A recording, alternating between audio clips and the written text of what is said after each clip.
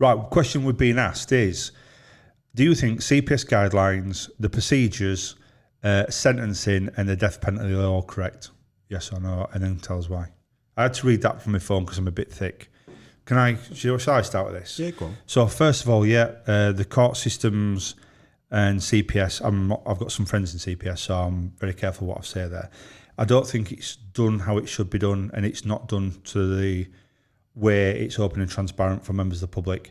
I think everything should be apart from being redacted, certain things should be in a portal that you can see, a bit like when you watch a live trial on American TV and you can see it unfolding there and then, because in the UK we don't have that, and we need to be able to see what's going on, because that can draw inferences from the case where we have someone put from a court, an hour later they come out, they're outside from the court waving their hands, we don't know what's going on. Yeah. Well, we should have the evidence of what's happening inside and this sort of thing. So that's one thing. Sentencing guidelines, they're all wrong. It's all, I mean, I think it's 14 years now, death by dangerous driving. Yeah. In theory, you get a car, you go out, run someone over intentionally. I'm going to kill you on your way out. I'm going to get a car, run someone over, kill them. 14 years. However, if you go outside, pick a knife and stab in your chest and you die, life imprisonment. Yeah. It's the same offence, but when you're driving on a road or when you're carrying a knife.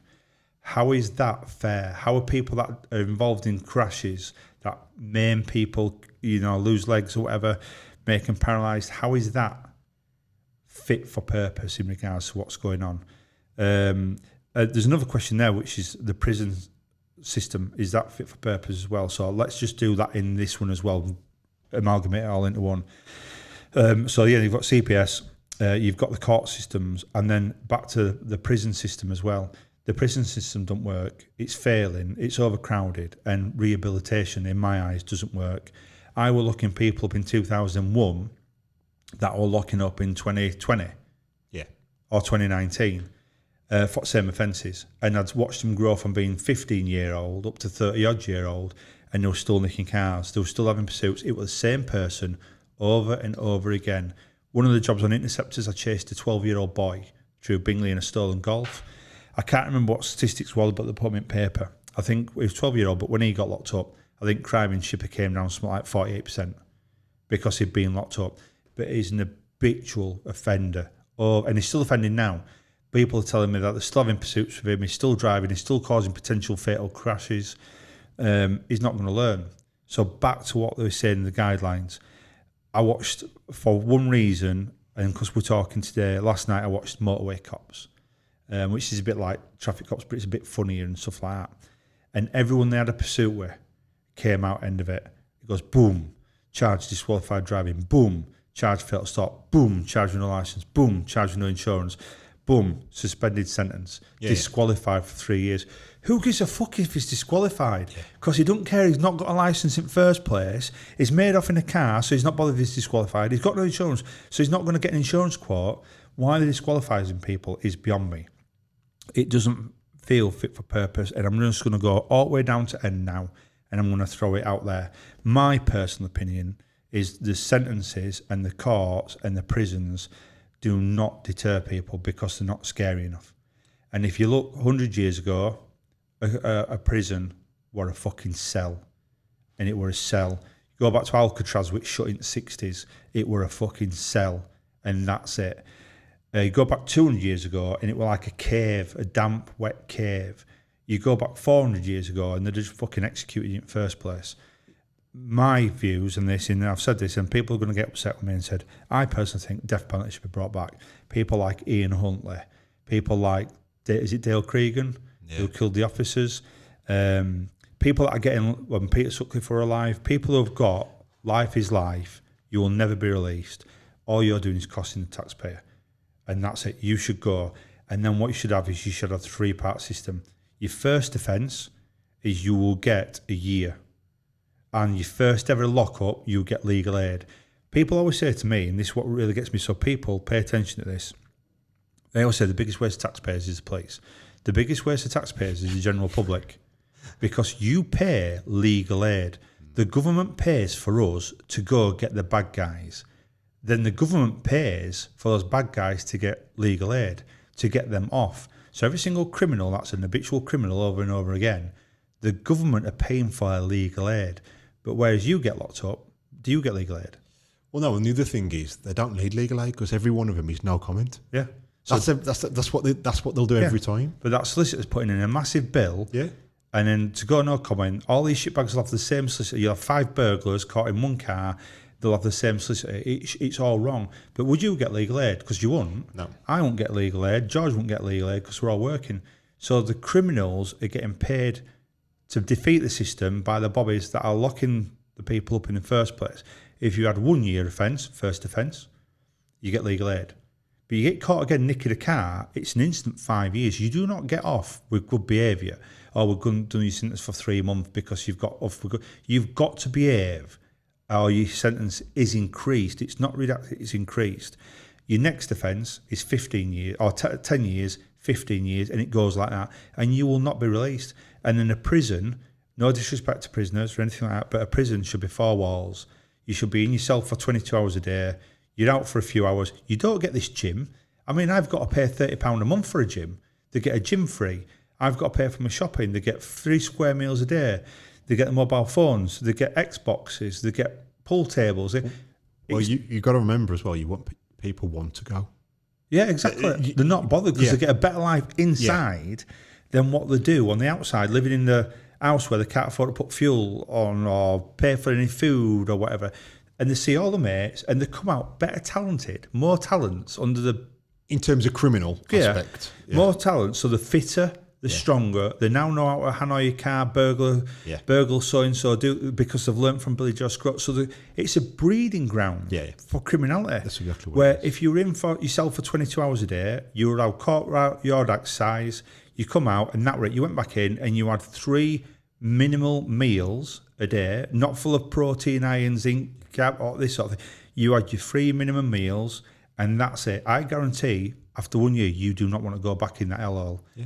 But when they go in and you see him all on these, making these rap videos, do you see that one Not Song Since where he had sex with prison guards? Yeah. So he's going in, they're making rap videos, having drugs, doing what they want, and they're shagging prison guards. Yeah. And it's like, I don't get to shag our lass. But do you know what I mean? And it's like, it's not fit. People like Dale Cregan who did what he did, I'm sorry, but you are executed. And I've said this before, if people want to go, it'll put people off. I will not do this. And it needs to be, if I fuck up here and I kill someone, if I fuck up and I do this, if I want to join a terrorist gang, if I want to go for an armed robbery, I know I'm going to get 20 years and I'm not coming out in 20 years. And I'm not going to be seen by anyone. I'm not going to have my friends visit. It's going to be hell on earth. I guarantee you will not be doing that again. I think that the biggest thing is the fact that prisons, like you said, are a social occasion. Yeah, that's what it is. It's butlins. Yeah, and when you're going in and you are speaking with people that are already in there for the offences that you've committed, well, one of the biggest things that everyone says that you'll probably be the person that you spend the most time around. Yeah. And when you spend time around people that are committing similar offences to you, and you get talking, it's no surprise people are coming out and they're better equipped, they understand things better, they've got a little bit more confidence, and they know if they go back, like you said, they're going to have access to a gym, they're going to have wonderful food, and the reality of it is that it's not a place that is feared, it's actually a place whereby you can recruit. That's another thing. People get recruited when they're in jail, and you can have a little bit of a nice time. Now, look, there's going to be people that have been to jail and they're going to come out and they probably don't want to go back. Yeah. I totally understand that. But that's not through rehabilitation. That's through fear of going back. Yeah, and that's the thing. And you might have prison officers and things that will turn around and say that we do try and rehabilitate. Yeah, you do. But sadly, when you're around people as much as what they're going to be, that rehabilitation isn't going to work, because I know people and I've dealt with people that have turned around and said, I ain't bothered if I go back. No. If anything, I want to go back because, like you've said earlier, their lives are terrible outside. Yeah. And to me, what prison should be is, it should be you go in and you've got 4 walls. Make it that it's not a case of, I'm going to go in and have a great time. I'm going to go in and I'm going to be in a position whereby I've got to actually really, really consider what I'm doing in life. I'm looking at these 4 walls and this is going to be my life now for the next 3 years. And you know what? Who knows? It might not work, but I can guarantee you'll have a lot more people thinking about things than what they do at the minute. One of my friends said to me the other day, I was talking about this, bringing you in and have a chat, and he says, what do you think to chain gangs? And they're like, oh, you can't do it. It insults them, and it's literally, it's embarrassing and degrading for their human rights. And I'm like, yeah, but if you could stand outside the road, dig holes in rain and cold and snow, and you think all your life going to be the next 3 months is stood in snow digging holes, you wouldn't want to go back. Yeah. But when there's a criminal called Meggie in Bradford, he got sentenced to murder. He's now on social media in a gym, balancing on a ball. And I looked at the gym and I thought, fuck me, that's a proper gym. That's a proper equipped gym. And I thought, how can you kill someone?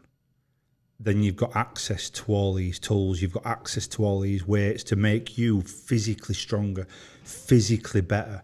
Where that's technically what your police should have, your army should have, your navy should have.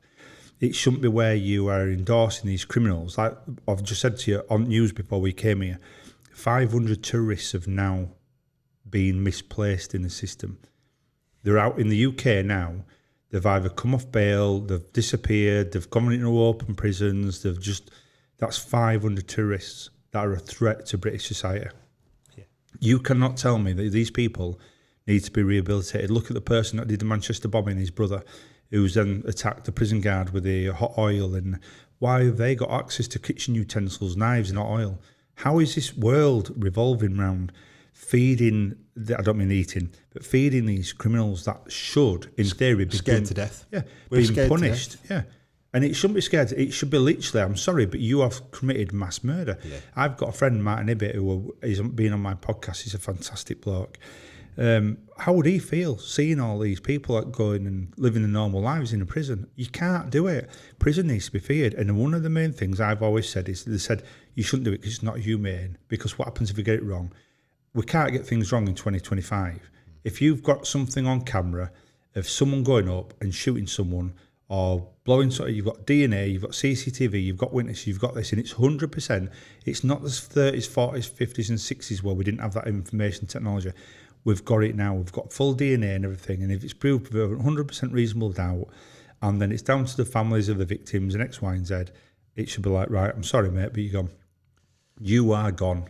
And then these people that are child rapists, child killers, people like Ian Huntley and all these other people, I'm sorry, mate, but you are gone. And who was the Bobby that Ian Broadhurst? Yeah. Boxing Day, West Yorkshire Police, killed.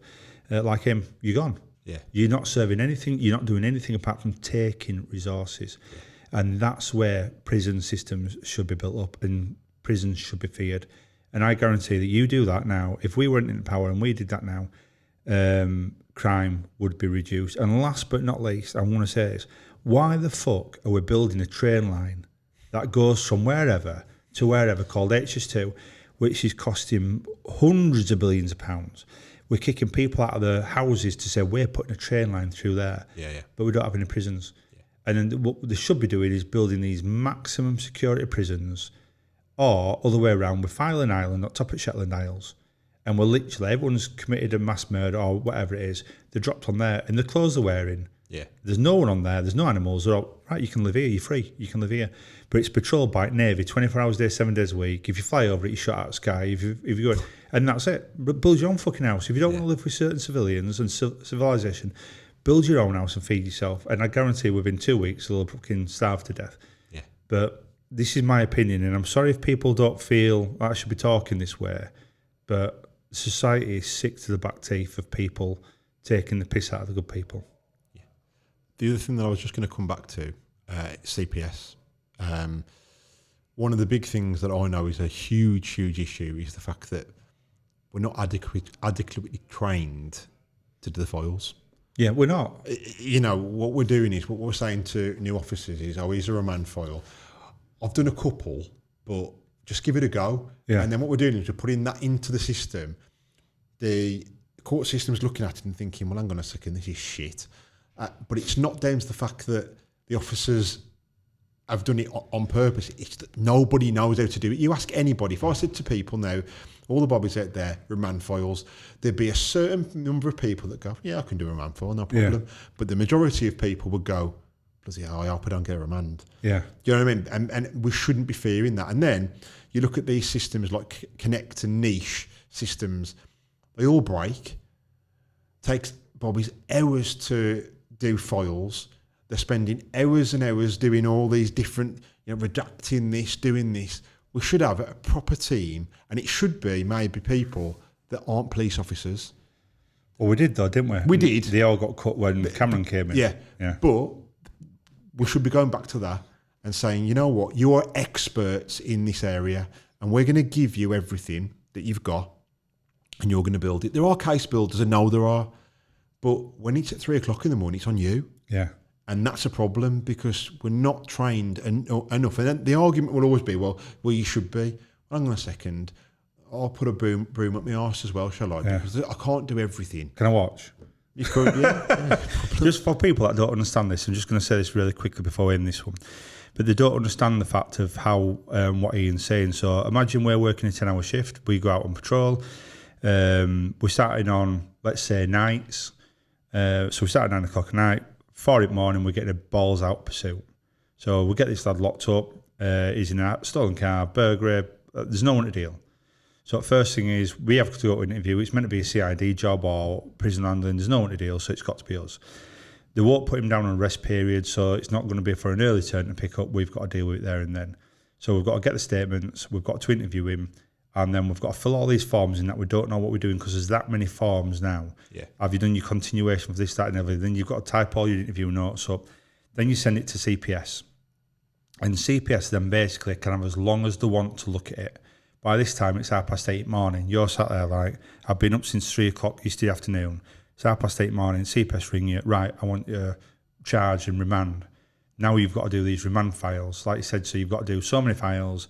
You've got to do all these forms you've never even heard about. And this is like after now 15 hours at work, putting all these things in, redacting all this stuff so people don't get that as well. So you've got to type stuff up or we've got to do it in his interview and you've got to redact, take all these notes out. Yeah. And then you might have been on 17 hours and you've got to submit it, go down, charge him. So he can go to the next available court. So he's not being released. That continuity of the work, you're going from high performance and you're going to shit performance, horrible performance, because you try and stay up for 17 hours and do a massive file or try and, you can't do it, your brain doesn't work like that. And there'll be people now watching this going, well, that's what you get paid for. That's what you signed up for. No, it's not what we signed up for. We signed up to grab the people off the streets, put them behind the bars. When we first started, there were people that did this. You went into an office and they were like Mildred sat there with these big case and files. they were good at it. And they were sat there listening and they weren't even looking, they were typing and they were doing it all and they knew all these forms because they do it over and over. They can't drive in a pursuit. Yeah. They can't do a fail. That were our job. But then we've now taken their jobs and we don't know what we're doing. Yeah. And I think that's where a lot of it does lie. Yeah. So, I totally agree. So, once again, we've asked about, is the prison system fit for purpose, CPS guidelines and all that sort of thing. What's your thoughts? It's not fit for purpose. Right. Should we just knock them all down and start again? Yeah, possibly. Right. We'll see you next time with some more questions.